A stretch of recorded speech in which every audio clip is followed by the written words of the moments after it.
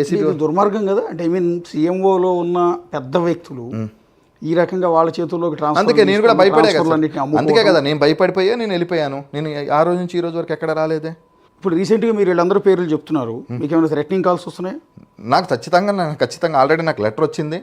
నాకు చాలామంది ఫోన్లు చేస్తున్నారు. లెటర్ ఎవరండి? నాకు లెటర్ వచ్చింది ఆల్రెడీ. మీకు మీడియాకి ఇవ్వలేదు అనుకుంటున్నాను. లెటర్ అంటే సజ్జల రామకృష్ణారెడ్డి పేరు కానీ, ఓఎస్డీ గారి పేరు కానీ, ధనంజయ రెడ్డి గారి పేరు కానీ, కేఎన్ఆర్ పేరు కానీ చెప్పేస్తే నిన్ను నీ కుటుంబాన్ని చంపేస్తామని చెప్పి రాసి పంపించారు.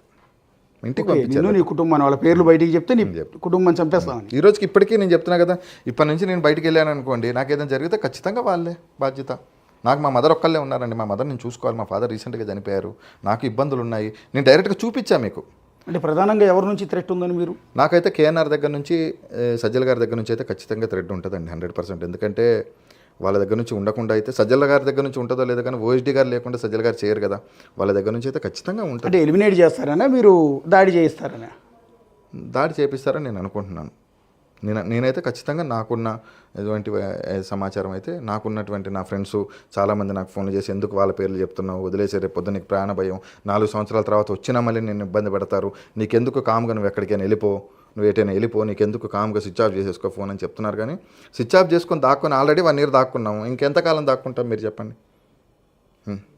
ఎంతవరకు దాక్కోవాలి? ఏమున్నాయి మా అంటే ఏం చేస్తారు? జైల్లో పెడతారు, తీసుకెళ్ళి జైల్లో పెడతారు. అంతే కదా. ఇంకంతకుమించి నన్ను చంపేస్తారా? ఇంకేం చేస్తారు చెప్పండి? నేను చేయని తప్పుకు జైలుకి పోవాలి. అందరు బాగానే ఉన్నారు. వాళ్ళందరినీ ఏమనండి జైలుకి తీసుకొచ్చి? 4 రోజులు అయింది నేను చెప్పి, వాళ్ళు ఎందుకు బయటకు వచ్చి పేర్లు చెప్పలేకపోయారు? డైరెక్ట్గా కాల్ చేశారండి ఎవరన్నా చంపేస్తామని? కాల్స్ వస్తూనే ఉన్నాయి, వాట్సాప్ కాల్స్ వస్తూనే ఉన్నాయి, మెసేజ్లు వస్తూనే ఉన్నాయి. అంటే డైరెక్ట్గా వ్యక్తుల నుంచి వచ్చినాయి, పక్కన ఉన్న వాళ్ళ నుంచేనా? ఇంకెందుకు లేండి, మళ్ళీ అయ్యి వచ్చి రేపు పొద్దున నేను మళ్ళీ ఆ ఇబ్బందులు నాకెందుకు? వచ్చాయి అంటున్నా, డైరెక్ట్గా వచ్చి మీరు మా పేర్లు చెప్పొద్దు అని. మా ఇంటికి లెటర్ వచ్చింది, మా ఇంటికి కబురు కూడా పంపించారండి. డైరెక్ట్ కేఎన్ఆర్ నుంచి. కేఎన్ఆర్ అని సజ్జల అంతే ఉంటుంది. ఇప్పటికీ భయపడుతున్నారా? అంటే కేఎన్ఆర్ మిమ్మల్ని ఏమైనా చేయిస్తాడని? అంటే మీరు ఇప్పుడు జనాలను రిప్రజెంట్ చేస్తూ మాట్లాడుతున్నారు, మీరు చెప్పొచ్చండి. అంటే మీన్ చెప్పి రేపొద్దున ఇన్ కేసు జరగకూడదు, చిన్నది జరిగినా కూడా దానికి రెస్పాన్సిబిలిటీ ఎవరు అని. జరుగుతుందండి, వాళ్ళ వల్ల నాకు ఇబ్బంది ఉంటుంది ఖచ్చితంగా. 100% అయితే ఉంటుంది. మరి మీరు ఏపీ పోలీసుల్ని, డీజీపీని, చంద్రబాబు నాయుడు గారిని ఏమన్నా హెల్ప్ అడుగుతారా ఈ సందర్భంలో? రక్షణ అడగటం కానీ?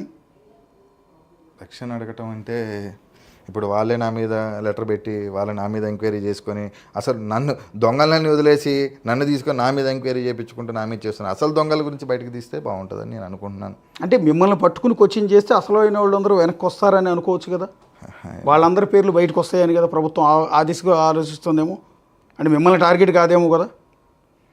నన్ను టార్గెట్ కాకపోతే మన పాత సీఏని ఎందుకు పెట్టారు? ఓకే, ఏసీబీలోనా? పాత సీఏ ఎందుకు చేస్తున్నాడు ఈ కేసు ఎంక్వైరీ?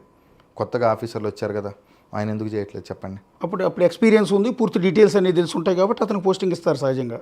ఏ కేసులో అయినా కూడా ఒక పెద్ద కేసుని ట్యాకిల్ చేయాలనుకున్నప్పుడు సింగు ఆ కేసుకు సంబంధించి రాంబాబు గారు నిన్న ఒక మాట అన్నాడు, సింగు గోడ దూకి పారిపోయాడు అన్నారు కదా. సింగు సీసీ ఫుటేజ్ తిప్పండి. సింగుకి 1 గంట ముందు ఇన్ఫర్మేషన్ వస్తేనే వెళ్ళిపోయాడు.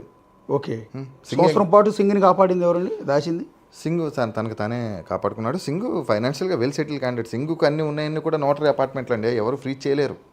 ఓకే, ఏసీబీ కాదు కదా, ఇన్కమ్ ట్యాక్స్ వచ్చినా ఫ్రీ చేయదు. సింగుది లేటెస్ట్గా ఒక ఆడియో వచ్చింది, చెప్పండి. అందులో చాలా కాన్ఫిడెన్స్గా చెప్తున్నాడు, మీరు చెప్పినవే చెప్తున్నాడు. ఒకసారి పెట్టండి. నన్ను ఏం చేయగలరు వాళ్ళు? ఒకసారి పెట్టండి. ఏమీ చేయలేరు. నన్ను కనుక పెట్టండి ఒకసారి. నన్ను కనుక ఇబ్బంది పెడితే, నన్ను లోపలేస్తే చాలా పెద్ద పెద్ద వాళ్ళ పేర్లు వస్తాయని ఈ లెటర్ రాశారా మీకు?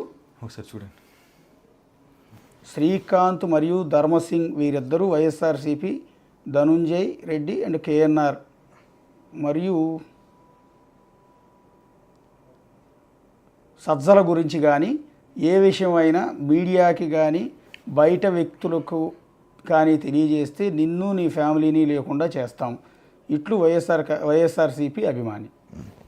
ఇంకొక చిన్న విషయం సార్, శ్రీకాంత్ మరియు ధర్మ సింగ్ వీరిద్దరూ వైఎస్ఆర్సీపీ పార్టీ అంటే వైఎస్ఆర్సీపీ పార్టీ గురించి కానీ, ధనుంజయ్ గురించి అంటే ధనుంజయ రెడ్డి గురించి, కేఎన్ఆర్ అంటే కే నాగేశ్వర రెడ్డి మరియు సజ్జల గురించి కానీ ఏ విషయమైనా మీడియాకి కానీ బయట వ్యక్తులకు కానీ తెలియజేస్తే నిన్ను నీ ఫ్యామిలీని లేకుండా చేస్తాం. ఇట్లు వైఎస్ఆర్సీపీ అభిమాని.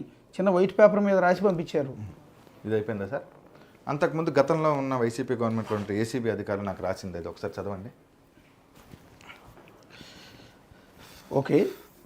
On the orders of this honorable court, AO1, the petitioner was taken into police custody and examined him.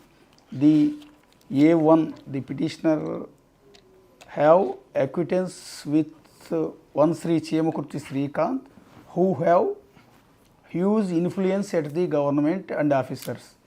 The A1, the petitioner, gave huge amount to Sri Chemakurti Srikanth for giving transfer and posting to the AO1, the petitioner as SRO, Patamata. Sri Chemakurti Srikanth acts also as a benami to many officials. కదా okay sir అది రాశాడు కదా, so many officials అని రాశాడు. అంటే officials అంటే గవర్నమెంట్కి సంబంధించిన ఎంప్లాయీస్, అదే కదా ఆయన రాసింది. మరి ఆ రోజు రాశాక నేను ఏసీబీకి వెళ్ళాను, ఏసీబీకి నేను లెటర్లు ఇచ్చాను. మరి ఏసీబీ నన్ను ఆ రోజు ఎందుకు అరెస్ట్ చేయాలని, నా దగ్గర తప్పుంటే వాళ్ళ బినామీ ఆస్తులు ఎందుకు బయట పెట్టలేకపోయారు? ఓకే, ఇది ఎప్పుడు ఏ కేసులో? రాఘవరావు కేసులో రాఘవరావుతో బలవంతంగా రాయిపించారు అది. Okay. During the investigation when try to set